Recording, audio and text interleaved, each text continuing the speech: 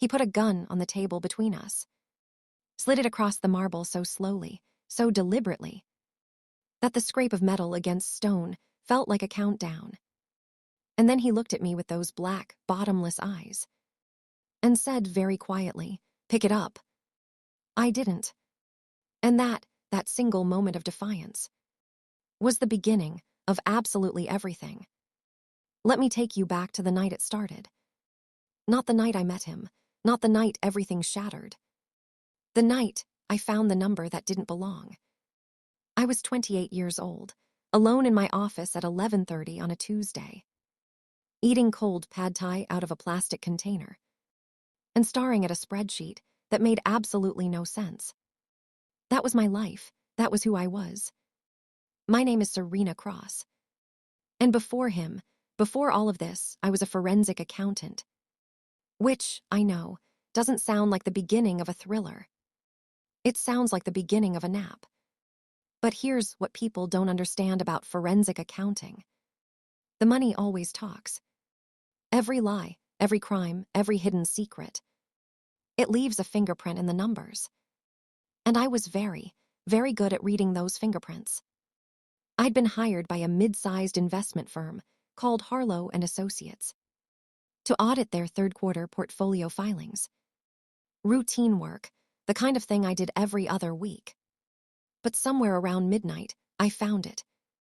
A transfer, $17 million, moved from a holding account in the Cayman Islands, through 3 shell companies, into what appeared to be a legitimate real estate development fund, registered right here in Chicago.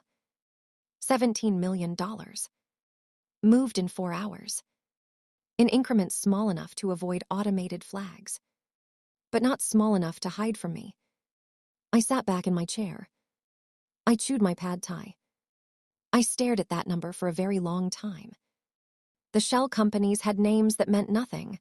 Arbor Holdings, Silvergate LLC, North Point Ventures. I'd seen names like these before. Usually they led to tax avoidance schemes. Rich people hiding money from the IRS. Boring, legal adjacent, not my problem. But this was different. Because the money didn't stop at the real estate fund. I followed it, the way I always follow it, like a thread through a dark hallway. And it led somewhere that made my blood go cold. The real estate fund was connected to a construction company. The construction company was connected to a city contract. The city contract had been awarded 6 months ago by Chicago's Department of Infrastructure. And the department head, who signed off on that contract, was a man named Senator Raymond Cross. My father. I remember the exact sound my plastic fork made when it hit the floor of my empty office. I remember the way the fluorescent light buzzed overhead. I remember that I didn't move for a full 4 minutes. Because here's the thing about my father. I already knew he was corrupt. I'd suspected it for years. The expensive watches on a senator's salary. The trips to Monaco, the friends who met in private rooms. Of restaurants that didn't have menus. I knew, I just hadn't wanted to know. But now the numbers were telling me. And numbers don't lie. The question was, who was on the other side of this money? Whose $17 million had just passed through my father's hands? I printed the records. I put them in a folder. I told myself I'd sleep on it. I did not sleep. By 3 a.m, I had traced the ownership chain. Of North Point Ventures, the last shell company in the chain, to a single registered agent. A law firm, Blackwell & Kane, LLP. Located on the 42nd floor of the Meridian Tower. Right in the heart of downtown Chicago. The law firm's primary client, as far as I could tell from public filings, was a real estate holding company called Black Meridian Group. Black Meridian Group owned 31 commercial properties in Chicago. 4 luxury hotels, 2 private members' clubs, a marina on Lake Michigan. And according to a Forbes profile from 3 years ago, the group was controlled by a single majority shareholder. I clicked on the article. The photo loaded slowly. And there he was. Cassian Black, 35 years old, dark hair, a jaw carved from something harder than stone. Wearing a charcoal suit that probably cost more than my car. Standing on the rooftop terrace of one of his hotels. The whole glittering city spread out behind him. Like he'd personally arranged it for his own amusement. The caption beneath the photo read, "Chicago's most elusive billionaire, Cassian Black, declines to comment on reports linking Black Meridian Group to offshore financing." I'd heard his name before. Everyone had. In Chicago, Cassian Black was the weather. He was just always there, in the background of the city's power. Mentioned in conversations that happened in rooms where the doors were closed. People said he was untouchable. People said he had the mayor in his pocket. People said that 3 men who tried to expose him had ended up, through remarkable coincidence, losing their jobs, their families, and in one case, their freedom. People said a lot of things about Cassian Black. And sitting there at 3 in the morning, staring at his photograph, I felt something I wasn't used to feeling. Fear. Real, cold, crystalline fear. Because I had just found 17 million of this man's dollars passing through my father's hands. And I had it all, in a folder on my desk. I had 2 choices. I could close the laptop, shred the papers, forget I ever saw it, and go back to auditing boring investment portfolios for the rest of my career. Or I could follow the numbers. I've never been very good at letting things go. I didn't go to the FBI right away. That would have been too simple, too safe. And honestly, I needed to know more first. The next morning, I called the only person I trusted. My best friend, Lena Hayes. Lena was a paralegal at a downtown law firm. She was the kind of woman who wore red lipstick at 8 in the morning and had the emotional range of a telenovela. But she was also the sharpest person I knew. We met at our usual coffee shop, a cramped little place in Lincoln Park, where the espresso was strong and the walls were thin. And nobody from the financial district ever went. I slid the folder across the table. She opened it. She read for exactly 45 seconds. Then she closed it and looked at me with an expression I'd never seen on her face before. Terror. "Serena," she said very quietly. "Do you know whose name is at the end of this chain?" "Cassian Black," I said. "Yes." She looked at me the way you look at someone who has just told you they're planning to wrestle a bear. "Okay," she said slowly. "Okay. So you're going to take this to the FBI. And you are going to let them handle it. And you are not," she pressed her finger on the table for emphasis, "going to do anything heroic. Agreed." I nodded. "I need you to say it out loud," she said. "I agree." She exhaled. "Good, because Cassian Black is not a man you poke with a stick, Serena. He is not a man you poke with anything. He is a man you walk past very quickly with your eyes down." "I know," I said. What I didn't tell her was that I'd already sent an email to the building management office of the Meridian Tower, requesting a meeting, under a false name. I know. Before you judge me, I want you to understand something about the way my brain works. I have been solving puzzles my entire life. It's not a choice. It's not ambition. It's just the way I'm wired. When I see a discrepancy, I cannot rest until I understand it. It's like having a splinter, except the splinter is a $17 million money trail. And the tweezer is my relentless inability to leave things alone. I also want to be honest with you. There was a part of me, a small, quiet, deeply reckless part, that wanted to see him. Cassian Black, the man who supposedly owned half of Chicago. I wanted to look at him face to face and understand how a human being becomes that. The building management office, naturally, didn't get me far. They scheduled me for a meeting with a junior leasing associate about a commercial space on the 18th floor. But I wasn't going to the 18th floor. I went to the 42nd. The elevator required a key card above the 30th floor. I'd anticipated this. I'd also noticed, from the building's lobby directory, that Blackwell and Kane, Cassian's law firm, had a reception desk that was staffed until 6 p.m. It was 5:47. I walked in like I owned the place. The receptionist, a young man in a very expensive shirt, looked up from his computer. "I have a 5:30 with Mr. Kane," I said, before he could speak. He frowned. "I don't have you on the—" "It was a late edition," I said pleasantly. "Serena Holt." "The false name. He'll know." The young man picked up his phone. He spoke quietly for a moment. He put it down, and the expression on his face changed.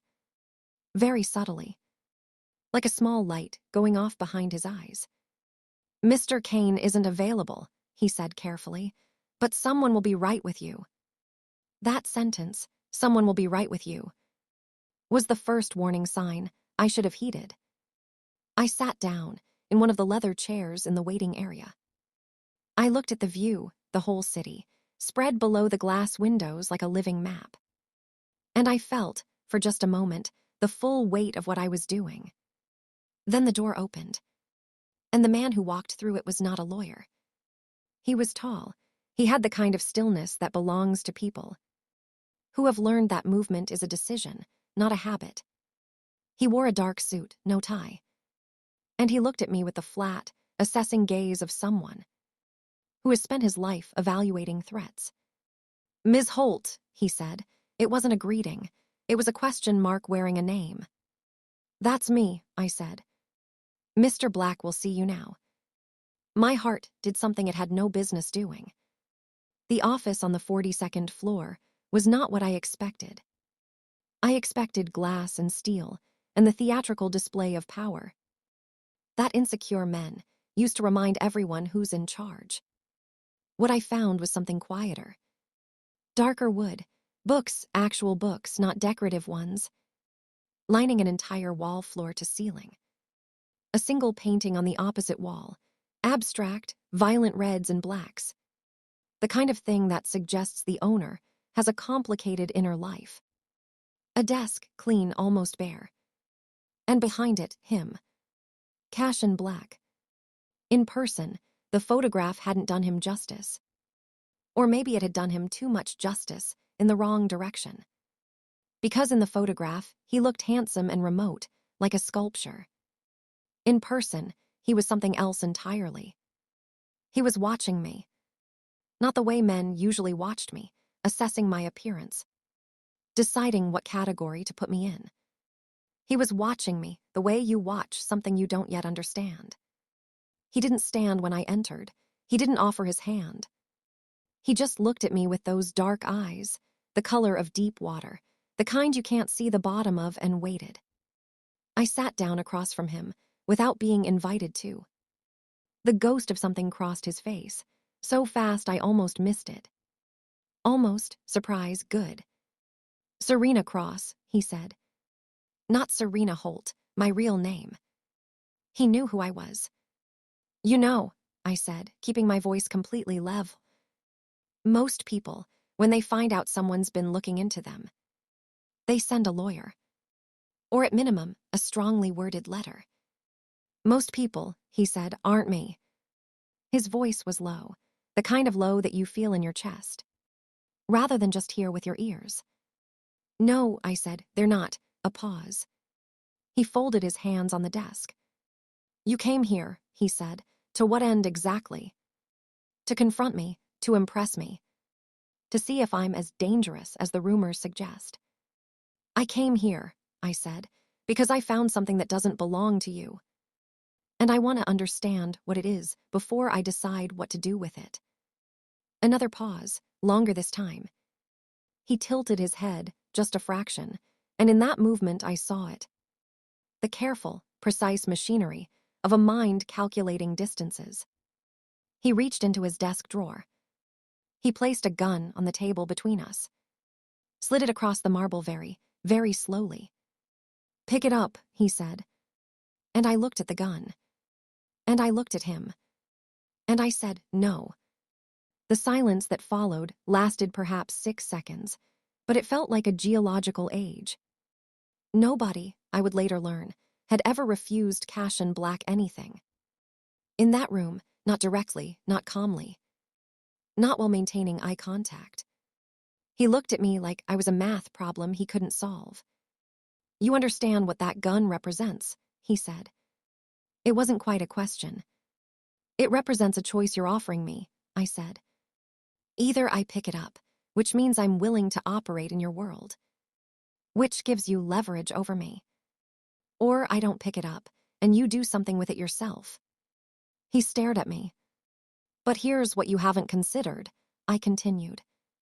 I emailed a copy of everything I found to a third party before I came here, with instructions to forward it to the FBI if they don't hear from me by 9 a.m. tomorrow. I hadn't, but I said it like I had. Something moved across his face. Not fear. Cassian Black, I was quickly realizing, did not do fear, but something adjacent to respect. You're bluffing, he said. Maybe, I said. Would you like to find out? The longest pause yet. Then, slowly, so slowly it was almost theatrical, he slid the gun back across the desk and returned it to the drawer. He leaned back in his chair.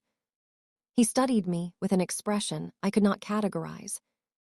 Who are you? He said softly, not rhetorically. He genuinely wanted to know. I told you, Serena Cross. Raymond Cross's daughter, he said. Yes, I said. His daughter, not his accomplice. Another flash of something in his eyes, gone before I could name it. Go home, Miss Cross, he said. And the records. Go home, he said again, and we'll speak again soon. It was a dismissal, and it was a warning. And there was something in the way he said it. Something in that final, waited soon. That told me this was not over. This was barely the beginning. I stood, I smoothed my coat. It was a pleasure meeting you, Mr. Black, I said. And I walked out. My hands didn't shake until I got to the elevator. He had me followed. Of course he did. I noticed them on the third day.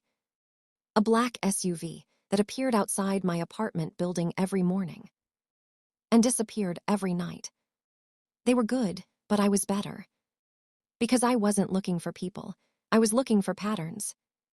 And patterns are something I notice the way other people notice the weather. The man on the corner, reading the same newspaper for 3 days.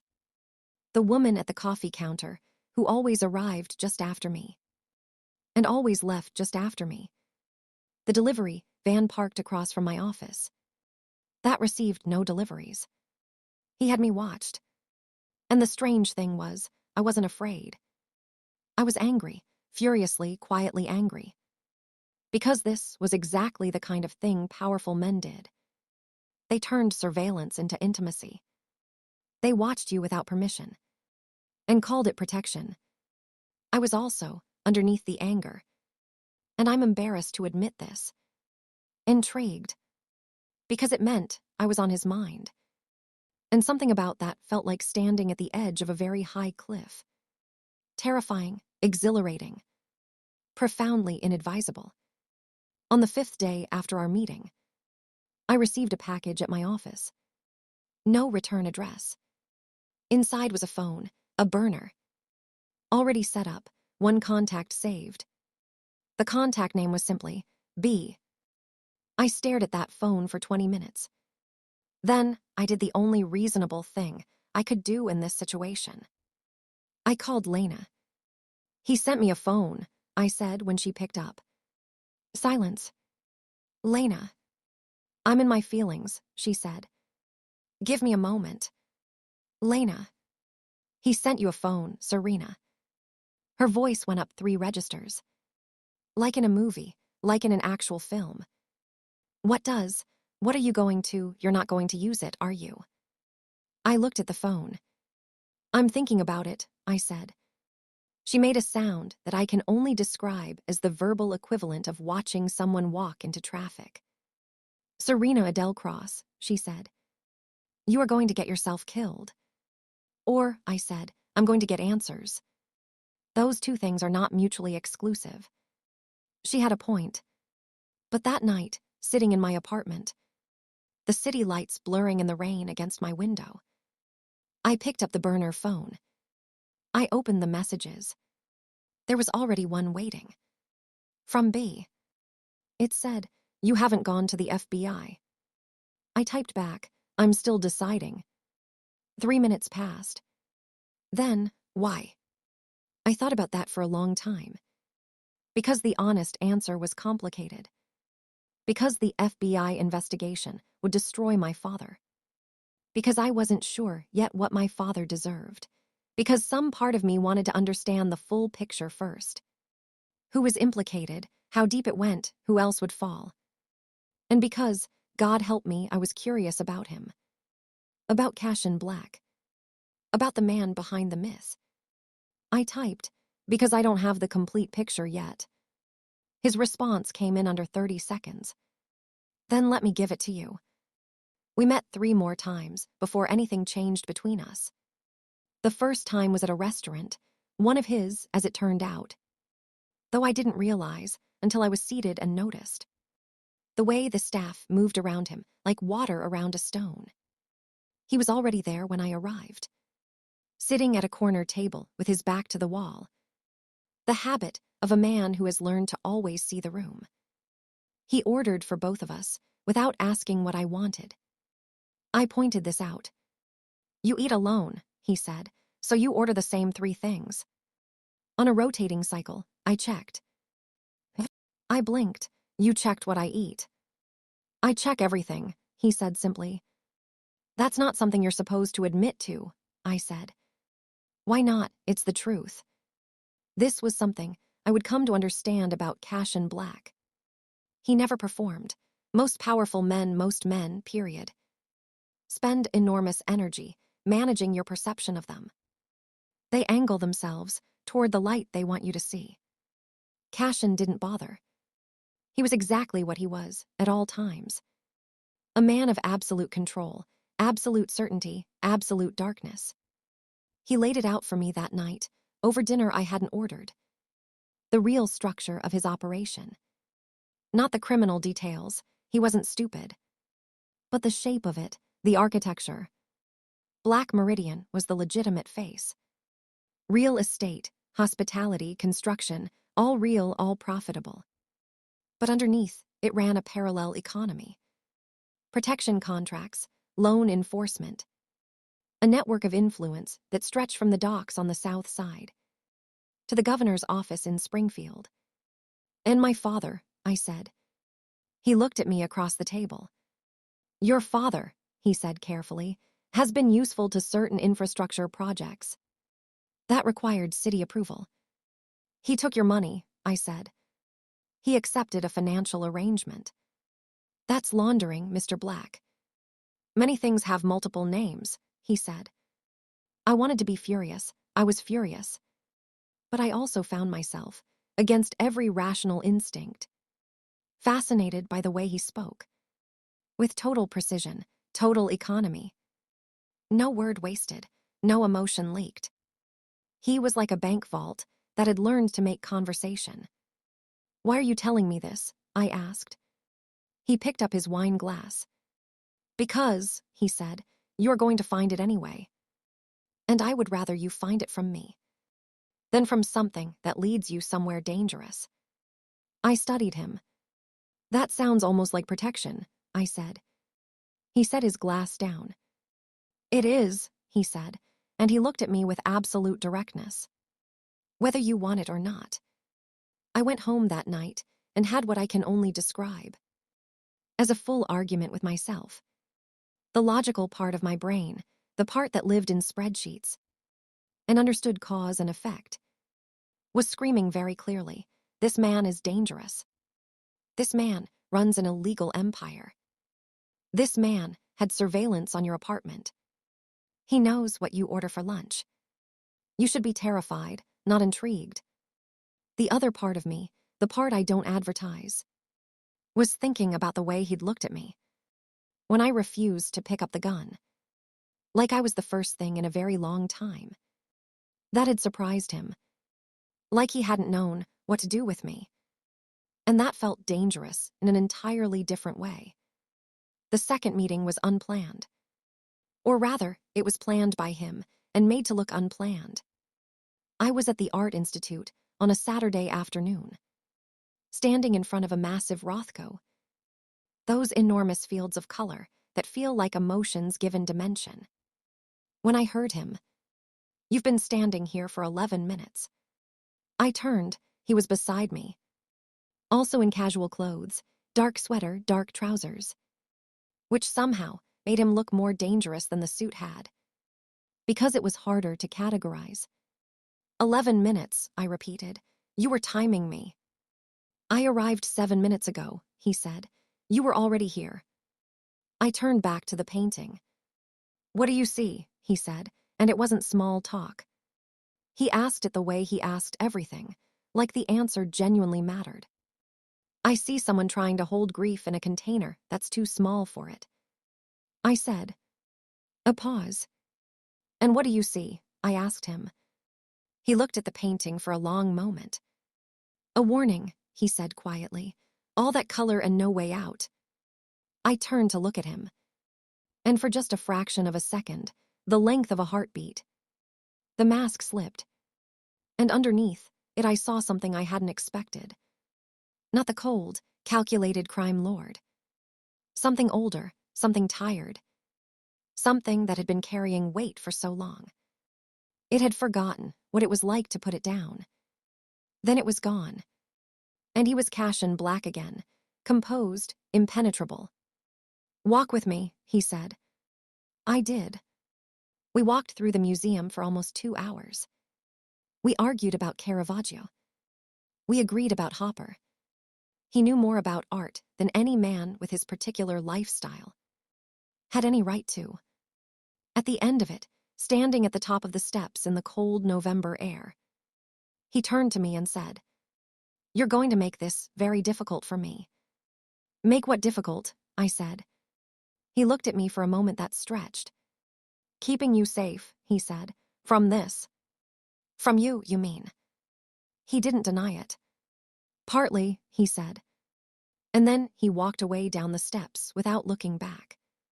And I stood there in the cold, watching him go, and realized, with a kind of slow, dawning horror, that somewhere between the Rothko and the Hopper, I had stopped being afraid of Cassian Black, which meant I was in serious trouble. I found out about Victor on the third meeting. Victor was Cassian's enforcer. His right hand, his shadow. He was a big man, not physically imposing in a theatrical way, but solid, quiet, the kind of presence that you feel before you see. Cassian introduced us briefly at what turned out to be a private dinner at one of his hotels. A dinner I'd agreed to attend because the alternative was letting him show up at my office again uninvited, which he'd done twice. Victor looked at me with the same flat assessment that I was starting to recognize as the Black organization's default expression. But then, very slightly, he nodded. And I had the strange sense that the nod meant something. That whatever invisible test he'd been running, I'd passed. Later, when Cassian left the table briefly, Victor leaned forward. He doesn't bring people here, he said quietly. In 9 years, I've worked with him 9 years. He has never brought anyone here. I looked at him carefully. Why are you telling me this? Because, Victor said, and he had the look of a man, choosing his words with the care of someone diffusing something. The people who are closest to him tend to become targets. I sat with that. Is that a warning? I said. That's a fact, he said.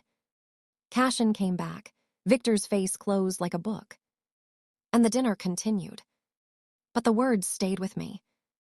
The people who are closest to him tend to become targets. My father called me on a Thursday. We spoke, on average, twice a month. The polished, performative conversations of two people who share DNA and not much else. He asked about work. I said it was fine. He told me about a fundraiser he was hosting. He asked if I was seeing anyone. I said no. And then, because I had the folder on my kitchen table, and because I am constitutionally incapable of not pushing, I said, "Dad, who is Cassian Black to you?"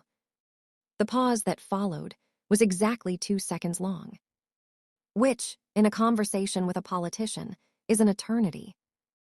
"A constituent," he said. "Why?" "I've been working on an audit," I said carefully. "Some of the numbers are interesting." Another pause. "Serena," his voice shifted, lower, careful. "What kind of audit?" "The kind where money moves through several containers before it lands somewhere clean." Silence. "Then, I think you should drop that audit." "I think," I said, "you should tell me the truth." "Serena," and now there was something in his voice I hadn't heard before. Not the senator, not the father. Something rower. "Please, drop it." I said goodbye and hung up. I sat in my kitchen for a long time. My father wasn't just complicit. He was afraid. And whatever was on the other side of that fear, I was walking toward it. I kissed Cassian Black on a Wednesday night in November. And it was the worst decision I've ever made. And I would make it again, without hesitation. Every single time. It happened in the rain. I know how that sounds, I know. Rain, Dark City, the most powerful criminal in Chicago. It sounds like a scene someone wrote. But that's what happened, and I'm not going to apologize for the weather. I was walking back from a meeting, a real meeting, a work one. Nothing to do with him. And he was just there.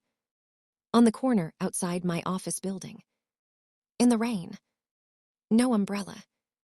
His dark hair wet. Looking at his phone, like he wasn't standing in the middle of a downpour. "You look ridiculous," I said, walking up to him. He looked up, and the thing that happened in his face when he saw me. The way something that had been tight let go, just slightly. It was the most unguarded I'd ever seen him. "I had a meeting nearby," he said. "In the rain," I said. "It started raining," he said, with a trace of something dry. "Approximately 8 minutes ago. And you don't have an umbrella."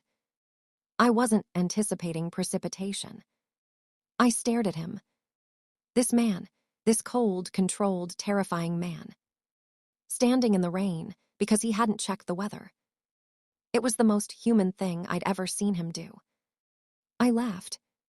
Actually laughed, a real one, the kind that surprises you. On its way out of your body. And he looked at me like the laugh had done something to him. Like it had found something in his chest and rearranged it. And then, I don't know which of us moved first. There was no space between us. His hand was at my jaw. And his eyes searched mine, that same searching look. Like I was a theorem he was trying to solve. And he said, very quietly, "I shouldn't." "No," I agreed. "You know what I am," he said. "Yes," I said. "And you're still." "Cassian," I said, first time I'd used his name. His eyes went to something completely unreadable. And then he kissed me. And the rain came down harder. And the city kept moving around us, indifferent and electric. And for exactly 37 seconds. I counted, because I always count, I can't help it. I forgot about the folder. I forgot about my father. I forgot about everything except the terrifying, world-ending warmth of a man who had spent years being untouchable, choosing for one moment to touch. Then it ended. He pulled back. He looked at me. And something in his face was different. Wrong, like someone had just told him terrible news. "You need to go home," he said. "Cassian." "Go home, Serena." His voice was rough. "And don't contact me for a few days." "What's happened?" I said. But he was already walking away. Into the rain. Into the dark. And I stood there on the wet sidewalk. The city noise washing around me.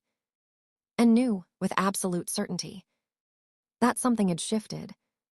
That whatever this was, It had just gotten more complicated. And far, far more dangerous. I found out what it was 48 hours later. His name was Felix Varro. Another name that Chicago's power corridors whispered about, but with a different flavor. Where Cassian Black was cold, deliberate, almost surgical, Felix Varro was volatile. He'd come up from the South Side, built his network the violent way. Not through influence and business, but through territory and fear. For years, he and Cassian had existed in a kind of armed equilibrium. Different parts of the city, different methods, a cold truce. But something had broken. I found out from Lena, who'd heard it from a contact at the courthouse. 3 of Cassian's men had been hospitalized the previous week. A Black Meridian warehouse on the west side had been burned. Felix Varro was making a move. He was coming for Cassian's city. And I, sitting with my folder full of financial records, and my complicated feelings, and my burning mouth. I was caught in the middle of a war I hadn't signed up for. He came to my apartment at 2 in the morning. He knocked. He didn't break in, didn't send someone else. He knocked, like a normal person who understood that. You don't just walk into someone's home. I opened the door. He stood in the hallway in his dark coat. And he looked at me with something new in his eyes. Something that unsettled me more than anything else had so far. Urgency. Pack a bag, he said. Cassian, I need you somewhere safe for a few days. There's a situation developing, and your name may have reached someone who will use it. My heart rate spiked. Felix Varro knows who I am. He said nothing, which was an answer. Why, I said, why would he target me? He stepped closer. Because, he said, and his voice was very low and very even. Someone told him that you matter to me. The words landed in the room like stones, dropped in still water. You matter to me. Cassian Black saying that, to me. I'd expected many things from this man. I had not expected honesty. And do I said quietly, matter? He looked at me for a long time. More than I know how to deal with, he said finally. And it cost him something, saying it. I could see that. The way you can see a muscle working beneath skin. I packed a bag. He took me to a penthouse apartment on the north side. Clean, furnished, anonymous. The kind of place a ghost would live. Victor was there, 2 other men I didn't recognize as, who moved with the quiet efficiency of DXDV people, who'd been trained to neutralize problems. How long, I said. Until I handle this, Cassian said. And how long will that take? He looked at me with those fathomless dark eyes. As long as it takes, he said. I sat on the edge of the bed in the spare room and tried to process the fact that I was hiding from a crime lord. At the request of a different crime lord. Because I'd followed a financial discrepancy in a spreadsheet. This was not where I'd expected forensic accounting to take me. What followed was 4 days that I will spend the rest of my life trying to categorize. Because they were terrifying. And because they were also, in a way that I'm not proud of, the most alive I had ever felt. Cassian worked, constantly. He was on the phone, in meetings, coming and going at all hours. The controlled chaos of a man managing a war. But every evening he came back.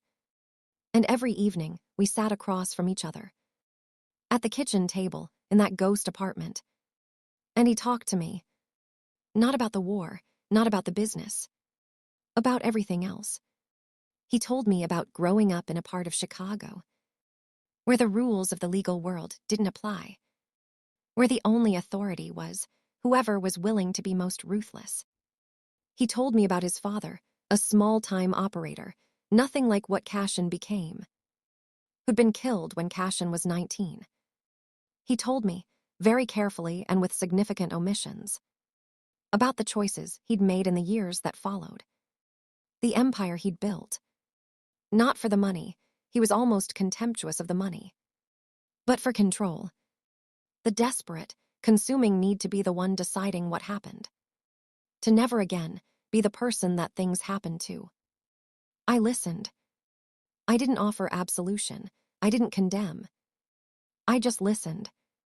And at some point, I'm not sure exactly when, he started listening too. To me. To what it was like to grow up the daughter of Raymond Cross. The senator, the public man, the private disappointment. The father who was always performing, but never present. The way I'd learned to trust numbers instead of people. Because numbers always told the truth. And people almost never did. You and I, he said one night, looking at the city from the window, are not so different. We're very different, I said. In method, he said, not in reason. I thought about that. He was right, and I hated that he was right. We had both, in our very different ways, built fortresses. His out of empire and fear. Mine out of rationality and distance. Both of us afraid of the same thing. Being powerless. On the third night, he kissed me again. And this time there was no rain, no weather to blame. Just the two of us in a quiet apartment, with the city breathing below us. And all the complicated, tangled wreckage of what we were. Spread between us. It was different from the first time. The first kiss had been impulsive, electric. This was deliberate. He cupped my face in both hands and looked at me for a long moment. Before he moved, and in that look was everything. All the calculation and control and absolute certainty that defined him. Applied to this, to me. Like I was the most important decision he'd ever made. I had always thought that being chosen by someone like Cassian Black would feel like surrender. It felt like the opposite. It felt like being seen, truly, completely seen. For the first time in my life. By someone who didn't need anything from me. Who had everything. And wanted me anyway. I need to tell you about the morning everything broke. Day 4. Cassian had left early, before dawn. Victor was in the next room. I was at the kitchen table with my laptop. Because I cannot stop working, even when I'm hiding from criminals. I was going through the financial records again. And I found something new. Something I'd missed the first time. A payment stream that hadn't been in the original audit files. These were older records, ones I'd subpoenaed through a contact. At the Securities Commission, under a legitimate professional inquiry. The payment stream went back 7 years. And it didn't just implicate my father. In a single real estate deal. It implicated him in everything. 7 years of payments, 7 years of approvals. City contracts, zoning variances, permit bypasses. 7 years of Raymond Cross being. The political grease that made Cassian's machine run smoothly. I sat very still at that kitchen table. My father wasn't a victim of this system. He wasn't a man who'd made one bad choice in a desperate moment. He was a partner. A willing, sustained, compensated partner. For 7 years. I felt something shift inside me. The way a building feels when a load-bearing wall comes down. Not anger, not grief, something past both of those. A kind of terrible clarity. When Cassian came back that afternoon, I showed him what I'd found. He looked at it. He didn't look at me. You knew, I said. He said nothing. Cassian, you knew how long this had been going on. He set the laptop down. He looked at me. Yes, he said. And you didn't tell me. I told you what you needed to know. What I stopped, I breathed. You told me what served you, I said. You gave me enough to keep me close, and not enough to make me a threat. He didn't deny it. I am not your asset, I said, and my voice was level. Calm in the way that very deep cold is calm. I am not someone to be managed. I know that, he said. Do you? Because everything you've done. The phone, the dinners, the surveillance, the safe house. It's all been you, arranging the pieces on the board. Including me. He was quiet for a long time. At the beginning, he said finally. Yes, at the beginning I needed to understand what you knew. And I needed to control it. And now, another long pause. Now, he said, and his voice was different. Stripped of something, of the layer of armored precision. I can't be objective about you. Which has never happened to me before. And which is, a muscle worked in his jaw. Problematic. Problematic, I repeated. Serena. He said my name like it was something he was handling carefully. I am trying to tell you something I don't know how to tell. Then learn, I said. He looked at me. I should have told you about your father, he said. I didn't because I knew it would change things. And I wasn't ready for things to change. The honesty of it hit me harder than any lie would have. I turned away, looked at the city outside the window. What do you want from me? I said. He stopped. He started again. I want you safe. I want this situation resolved. I want another stop longer. I want you. Just that, flat, unadorned. Like it cost him everything to say it. And he said it anyway. I want you. Then the phone rang. Not Cassian's phone, Victor's.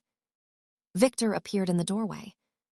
And his face was the face of a man delivering the worst possible news. He spoke to Cassian in a low voice. Cassian's expression didn't change, not exactly. But something behind his eyes went very still. What? I said. Felix Varro, Cassian said. He has your father. He took my father to send a message. That was what Victor explained, in the efficient, bloodless language of men who have discussed these things many times before. Felix Varro wanted Cassian's territory. But he also wanted leverage. Something that would force Cassian into negotiation, rather than retaliation. And so he'd identified the one person whose safety Cassian might actually prioritize. Except he'd gotten it wrong. He thought taking Raymond Cross would compromise Cassian. Through my father. He hadn't realized he should have taken me. We can have him back in 12 hours, Victor said. Non-negotiated retrieval. No, I said. Both of them looked at me. No guns, I said. Not if there's another way. Serena, Cassian started. My father is in that building, I said. Whatever he is, whatever he's done. I am not going to be responsible for a firefight with him inside it. The room was very quiet. Then what do you suggest? Cassian said. And I noticed, with a kind of stunned clarity, that he was actually asking. He was actually deferring to me. I looked at the phone in my hand. I go in, I said, alone, and I negotiate. Victor made a sound. With what? Cassian said. I looked at him steadily. With the only thing Felix Varro wants more than your territory. Your financial records. If he has proof of what you've built, the complete record, he can use it as insurance. He doesn't have to destroy you. He just has to hold it over you. That's the deal I offer. Silence. And the actual records, Cassian said, very carefully. Copies, I said, incomplete enough to look real. Not enough to actually function as leverage. Once he looks at them with his own accountant. Cassian stared at me. You would create fraudulent financial documents, he said slowly. To bluff a crime lord. I'm a forensic accountant, I said. I know exactly how to make numbers convincing. And I know exactly where to leave the gaps. That he won't notice until it's too late. A very long silence. Victor said, she's insane. Cassian said, she might be right. He looked at me with an expression I'd never seen from him before. Something that lived between terror and awe. You're not going alone, he said. I'm going first, I said. You can follow 10 minutes behind. I won't pretend I wasn't scared. I walked into the building Felix Varro was using. A converted warehouse on the south side. All concrete and stripped metal. And every cell in my body was screaming at me. To turn around and run. I didn't run. I've been over this 100 times in my head, trying to understand why I didn't run. Part of it was my father. Complicated, disappointing, complicit Raymond Cross, who was somewhere in that building, and who was still, despite everything, my father. Part of it was the math. The situation had variables I understood, and I was better at this than Felix Varro knew. And part of it was something harder to name. I was done being managed by my father, by circumstances, by Cassian. I was done being a piece that other people moved around the board. This was my move. They let me in because I walked in carrying a briefcase and wearing the calm, precise expression of someone who is not afraid. And that, in rooms full of dangerous men, reads as power. Felix Varro was not what I expected. He was younger than Cassian by several years. Handsome in a hot, restless way. The kind of man who wore his aggression close to the surface, where you could always see it. He looked at me, and I watched the calculation happen behind his eyes. Who is this woman? What does she want? Is she a threat? Ms. Cross, he said. He knew who I was, of course he did. Mr. Varro, I said, I'd like to see my father. And then I'd like to make you a business proposal. He smiled, not nicely. You came here alone. I came here without guns, I said. That's different. He studied me. Bring Cross, he said to someone behind him. My father appeared from a back room. He was disheveled, jacket wrinkled, tie gone, but physically unharmed. He saw me, and something collapsed in his face. Relief, and underneath it, shame. The kind of shame that's been accumulating for a long time. Serena, he said. His voice was raw. Dad, I said, it's okay, sit down. I turned back to Felix Varro. I opened the briefcase. I laid out the documents. This, I said, is a complete record of every financial transaction. In Cassian Black's operation for the past 7 years. Every transfer, every account, every shell company, every political connection. He stared at the papers. I watched his eyes move, watched him register the volume of it. The detail. In exchange for releasing Raymond Cross and ending this particular conflict. I said, these are yours. Felix Varro looked at the documents. He looked at me. And what does Black get? He said. Continued operation, I said, uninterrupted. You get insurance, he gets peace. Nobody needs to go to war over real estate. He was quiet. He reached out and picked up the top page. He read it. His expression shifted. He was convinced. He didn't know yet about the gaps. About the 17 accounts I'd omitted. About the shell companies I'd renamed. About the numbers I'd subtly, precisely altered. Not enough to be obvious, but enough to render the whole picture useless. The moment someone tried to use it as actual financial leverage. He would know eventually. But eventually was going to be long enough. All right, he said. I walked my father out of that building 9 minutes later. I got him into a car. I closed the door. I turned around. Cassian was standing 10 feet behind me on the sidewalk. He'd been there. He'd seen all of it. He was looking at me like he was trying to memorize me. I walked up to him. It worked, I said. I know, he said.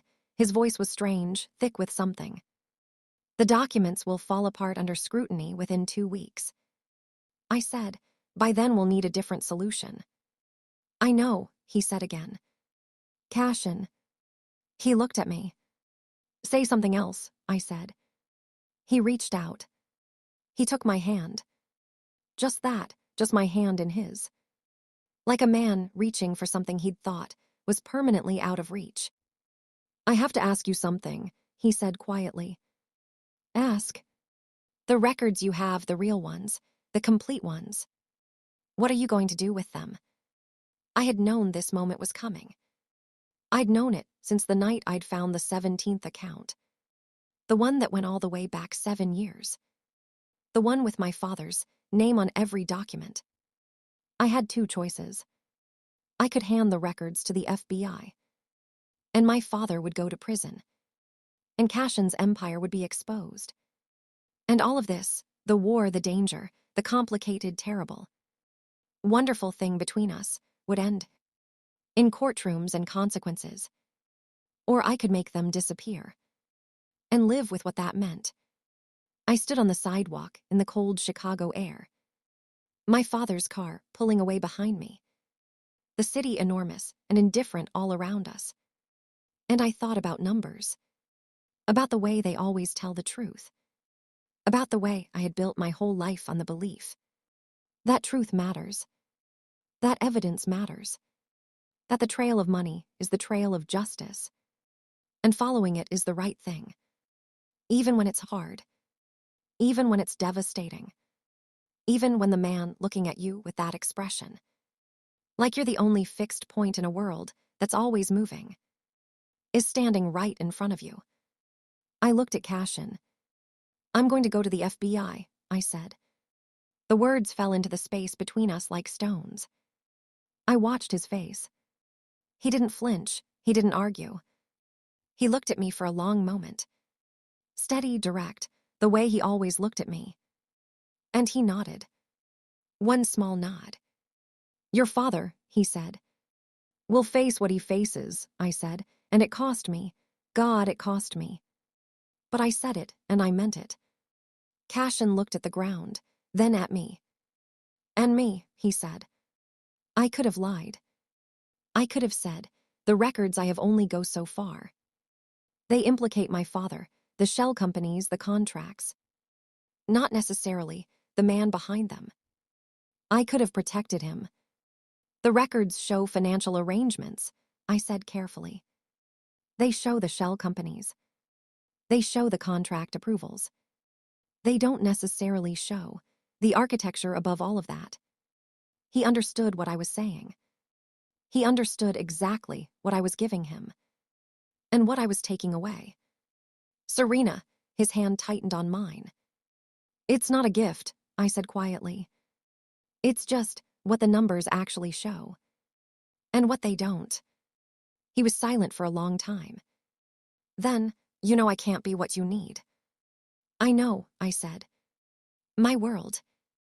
I know what your world is, I said. After this, he said. After the FBI, after the investigation. Everything I've built will be under scrutiny.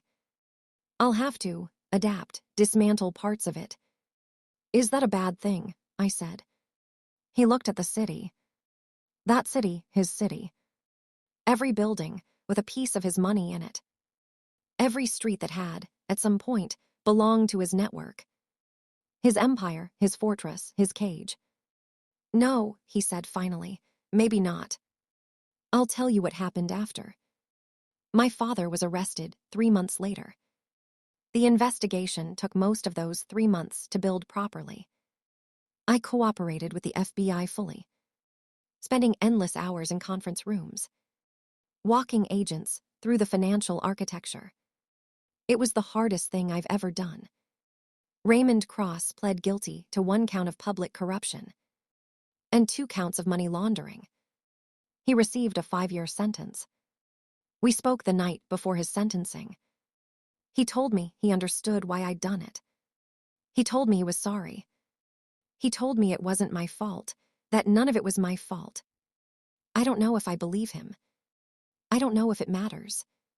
The records I gave the FBI stopped where I said they stopped. At the financial periphery, at the political corruption, at the men who used the machine rather than the man who built it. Cassian Black was questioned twice. He cooperated. He had lawyers. Extraordinary, expensive, exhausting lawyers who constructed a very effective wall between him and direct criminal exposure. He walked. Not clean, not fully, but free. Black Meridian Group went through a period of intense regulatory scrutiny. That lasted 14 months. 3 of its real estate holdings were seized. The marina was sold. 4 of the luxury properties changed hands. What came out the other side was smaller, leaner, and as far as anyone could tell, legitimate. Lena called me on the day the verdict came through on my father's case. "How are you?" she said. "I'm working," I said, which was true. I'm always working. "Serena." "I'm okay," I said. "I think ask me in 6 months." "Is he?" She didn't finish the question. But I knew what she was asking. "I haven't spoken to him in 4 months," I said. She was quiet. "Was he worth it?" she said, not cruelly, just honestly. The way Lena always was. I thought about that for a long time. Was he worth it? Not the investigation, not the consequences, not the war, the danger. The 4 days in a ghost apartment. The moment in the rain on a Wednesday night. The 11 minutes in front of a Rothko. The way he'd said you matter to me. Like it was the most difficult sentence he'd ever constructed. Was Cassian Black worth it? "I think," I said slowly, "that's not the right question." "What's the right question?" "Whether I'm different because of it," I said. "Whether I understand something I didn't before." "And do you?" I looked out my window at the city. At the skyline, all those buildings, all those lights. All those thousands of lives happening simultaneously. In every lit window. "I understand," I said, "that people are not their empires. That the things we build to protect ourselves sometimes become the things that imprison us. And I understand that choosing truth, even when it costs everything, is the only way to live with yourself after." Lena was quiet for a moment. Then she said, "That's very wise, Serena. Did you come up with that yourself, or did he say it?" I laughed. "A little of both," I said. "He came to my office on a Tuesday. A regular Tuesday. November again, almost exactly.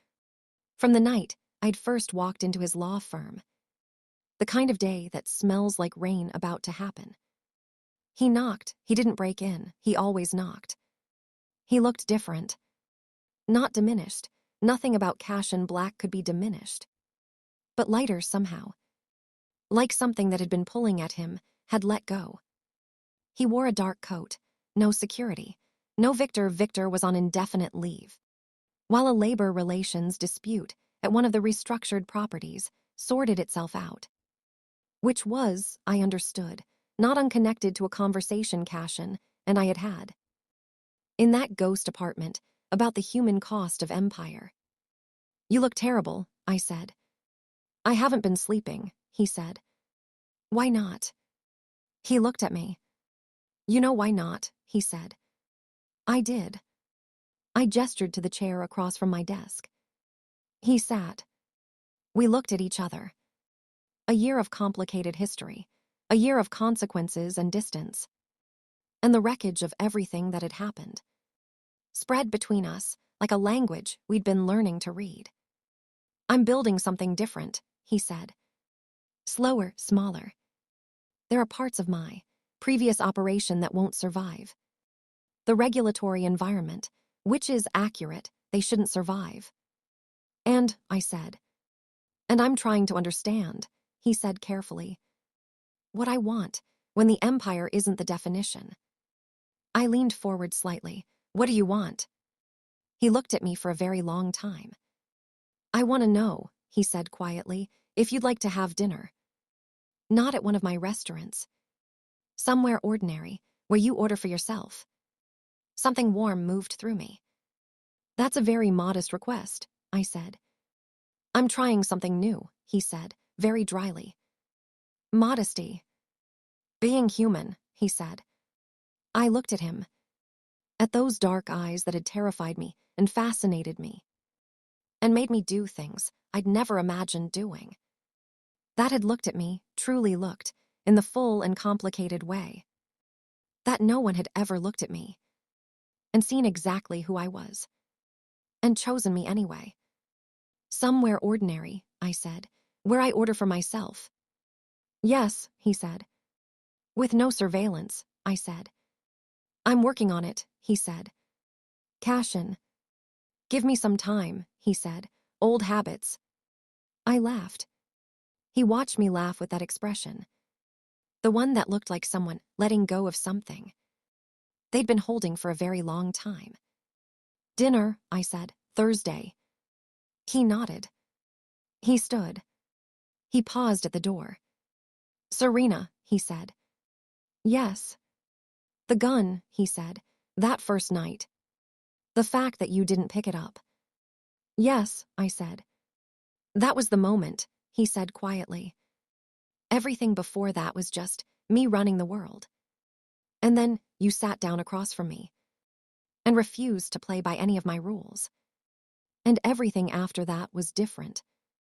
I held his gaze. Everything after that was different for me too, I said. He nodded once. And then he left. And I sat in my office for a long time, watching the Chicago rain begin to fall against the window, and thought about numbers, about the way they tell the truth, even when the truth is complicated, even when it costs everything, even when following the trail leads you somewhere you never could have calculated at the beginning. He had owned the city. He had owned the politics, the buildings, the contracts, the fear and the respect and the silence of powerful men. He had owned all of it. And I had been the one thing he couldn't control, couldn't intimidate, couldn't buy, couldn't fold into the empire. Not because I was fearless, but because the truth matters more than fear. Because some things cannot be owned. And some things, the best things, the hardest things, can only be chosen by both people, freely. In the rain. In an ordinary restaurant. On a Thursday. There's something I want to leave you with. A year after all of this. After the courtrooms, the investigations, the restructuring. The dinner on Thursday, which became every Thursday. And then not just Thursdays. I was sitting at my kitchen table, with a new spreadsheet open on my laptop. New client, new audit, some fund in Miami with numbers. That didn't quite add up in a corner that nobody was looking at. And I found a discrepancy. A small one, easy to miss. A transfer that moved through 3 accounts. In a pattern that looked almost like a coincidence. And Cassian walked in from the other room, with 2 cups of coffee, and set one in front of me, and looked at my screen. He was quiet for a moment. Then, you found something. I always find something, I said. He looked at me. And he smiled. Cassian Black, the man who had put a gun on a table, and told the whole city what he was, smiled at me in my kitchen on a Tuesday morning. What are you going to do with it? He said. I looked at the numbers. I looked at him. Follow it, I said. Of course you are, he said. Not with resignation. With something that sounded, unmistakably, like pride. He sat down beside me. He pulled his own laptop out. Then I'll help, he said. And I thought, this is it, isn't it? Not the grand moments, not the rain or the gun on the table, or the war or the sacrifice. This, 2 people at a kitchen table, both of them choosing truth. Together, in a city that used to belong to one of them, and now belongs to neither. And that is exactly how it should be. He owned the city. Every building, every dark corner, every silence that money could buy. But he couldn't own the one person who refused to be bought. And in the end, he didn't want to. He wanted something he'd never allowed himself to want before. Something you can't control, can't surveil, can't slide across a marble table and command someone to pick up. Something that only works when it's chosen. By both people. Every single day.